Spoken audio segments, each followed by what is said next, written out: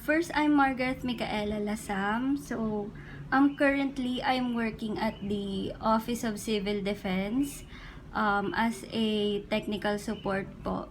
Basically, research specialist po. So, my title is Substance Abuse as a Family Illness, an exploration on impact of substance abuse on the family of a drug dependent. So, ito po yung background of the study. Prohibited substance use is one of the major problems of the Philippines until to date. In fact, in the early period of the present administration, it focused its attention on resolving this issue, which had resulted to the development of strategic plans by various agencies focusing on how drug addiction can be suppressed or reduced, and apparently most families suffer the weight of a family member's addiction and support for them are not greatly discussed, especially in the Philippines. So, nung nag-search po ako ng mga researches, scarce po talaga yung research about families po. So, more on nakafocus sila sa drug dependence.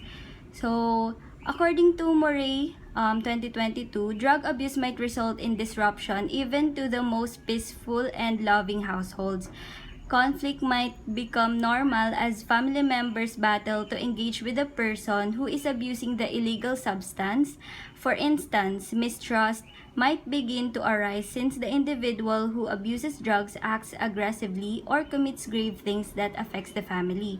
So in worst cases, family relationships can be shattered because of the negative changes brought on by addiction as communication becomes more difficult, resulting into frustration.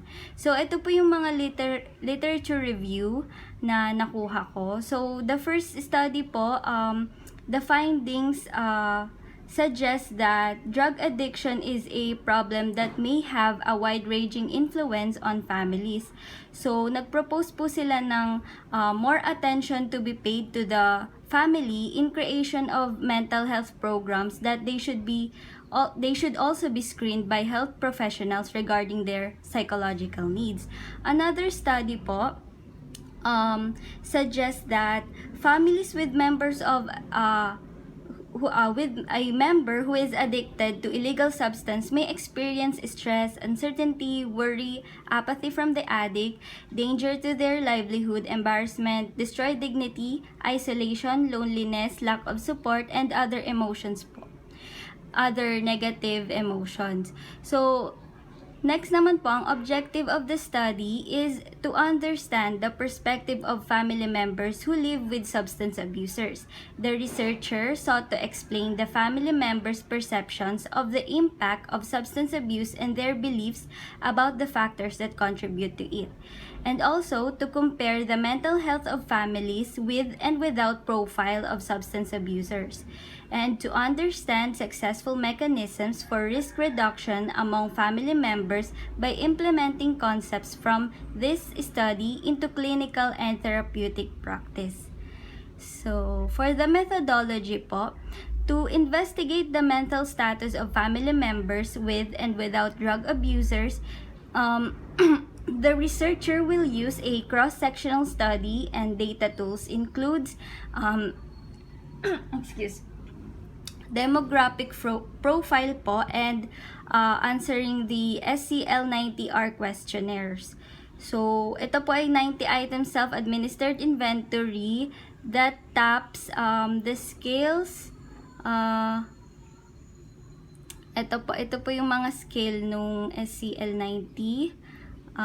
Somatization, obsessive-compulsive, interpersonal sensibility, depression, anxiety, anger, hostility, phobic anxiety, paranoid ideation, psychotism, and others po. So, next, also po, a semi-structured interview po with an open-ended question, since mixed method po yung gusto ko sanang magamit. So, qualitative po and quantitative data were combined to identify similarities and differences between the two assessment methods. And then next, Methodology po, sampling method, purposive sampling, 100 family members, 50 with drug abusers, 50 without drug abusers in the family.